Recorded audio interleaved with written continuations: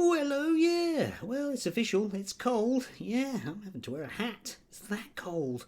Brr. Anyway, leaving aside all the other news yesterday, which I wasn't particularly interested in, I don't care what Trump has to say about the United Nations. You can almost guess it, can't you? Anyway, yes. I thought we talked about education today, something that, loads of people say that I don't know anything about, which is very, very odd considering that for the vast majority of my adult life, or at least a lot of my adult life, it's what I've been doing. Still, never mind. What would I know? Well, quite a lot, actually. Anyway, we had this in the Daily Telegraph yesterday from Ear. I'm not even going to try and pronounce her surname because I can't do that. Britain's worklessness crisis begins at school. A generation of young people are being let down by the education system. Yes. And she sort of quotes Pat McFadden saying that he wants to get all the idle young people back into work. And the idea is that there are loads and loads of them that are not in work, educational training, NEETs as we call them. And yeah, ever since COVID, those things have gone through the roof. To which Ear's piece then goes on to say about how dreadful it is and things need to be done because the schools are just letting these kids get away with it.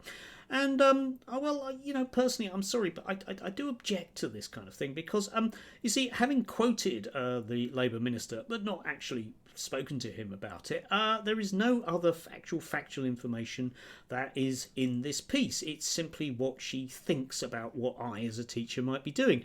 I don't know why in particular I would encourage children not to go into, I don't know, college if they're post 16 or a work if they so require. I can't conceive of exactly why I would want to do that, but of course it's sort of convenient because the right do love to pathologise people. Yeah, the reason why you're 45 and you've got a heart attack is because you've eaten too much pizza. It's not because maybe you can't actually afford a decent sort of healthy food. No. It has to be to do with the individual. Yeah, the only reason why you got cancer is because, well, you didn't go to the gym enough, did you? That kind of thing. And this sort of pervades a lot of the Telegraph's writing and other people's writing or thinking about education, which leads us neatly to those other things. And today I thought I'd sort of tackle one of these kind of theoretical constructs that there still is, which is that the teaching of history in schools is too woke. Okay, so we do tend to get people like Eric Kaufman, this is it, report critical race theory is endemic in British schools. Yeah, that's from a few years ago, which kind of kick-started a lot of it. There's this idea, which I get accused of teaching critical race theory, and I often sort of say, no, we don't in the slightest, because number one, these people don't know what critical race theory is, and number two, it's basically at a university level, which is an American legal critique of, the American legal system. So it doesn't really fit at all, but it's just me knowing things, isn't it? Yes, but you often hear this, right, okay, that there is too much emphasis on black people or women and the rest of the wokery, right, yeah? Again, we get this from quite recently. School curriculum designed to install racist notion of British identity. Yes, British Teaching Union accused of waging war on white Britishness, that classic one, with claim that lessons are based on narrow government-imposed dogma, as indeed it isn't, unfortunately. Now, speaking as somebody that does actually teach history, so let's actually find out from me that knows things, yeah? Some of the units, like for example the current one that I'm teaching, which is America 1920 to 73, will have specific emphasis for perhaps some reasons which we'll come on to on women, Native Americans and black people. Now, why might that be?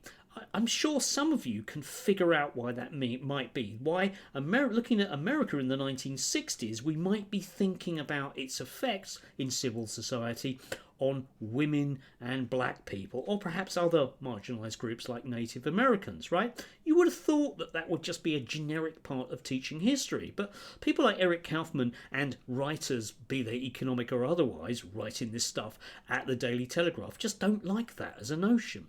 And I find that incredibly weird. It's just bizarre. I'm sorry, but it's just bizarre that the belief that somehow teaching specifically about feminism in the 1960s is going to corrupt young minds, or teaching about MLK is somehow critical race theory.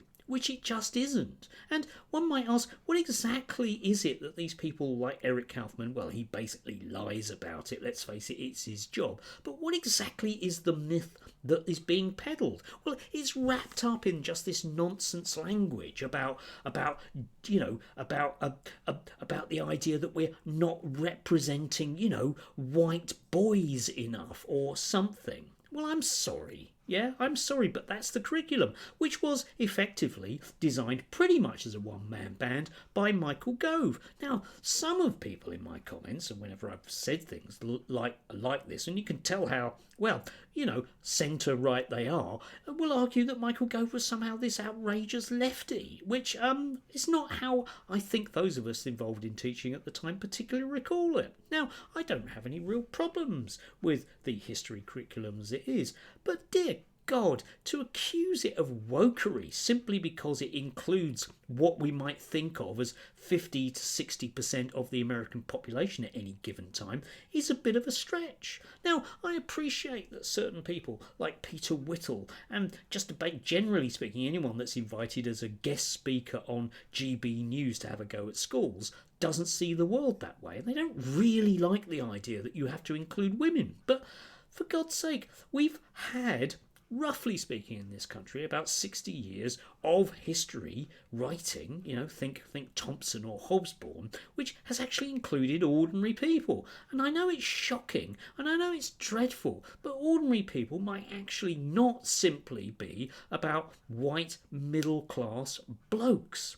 Yes, I know it's awful, isn't it? It's a bit like accusing me of somehow not wanting young people to do well in their lives. I mean, if nothing else, the school curriculum, and indeed Ofsted, when they come round, specifically want schools to make sure that young people do well.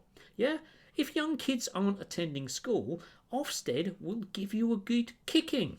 And from everything that we know about Ofsted, in the real world, outside what GB News and Eric Kaufman or leader writers or otherwise of the Daily Telegraph might think, that is the real world, yeah? Yeah? Ofsteds can basically kill you if you're a head teacher and you don't do the right thing.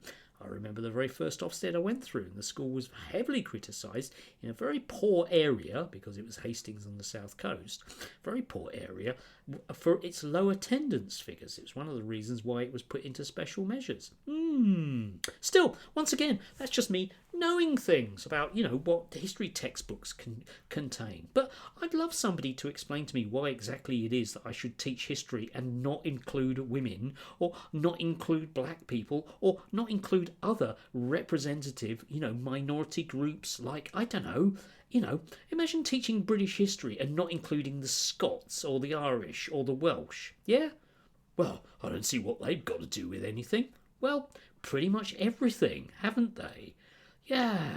Anyway, I don't know. Answers on a postcard. Any ideas, folks? Because it sure as hell isn't wokery, and it sure as hell isn't particularly left-wing, and it sure as hell isn't critical race theory. Anyway, do have a lovely day if you can do, and remember, the United Nations is definitely very, very bad. Just want to make that very clear. Do have a lovely one. Stay warm. Yeah, keep the top of the head warm. It's a good idea.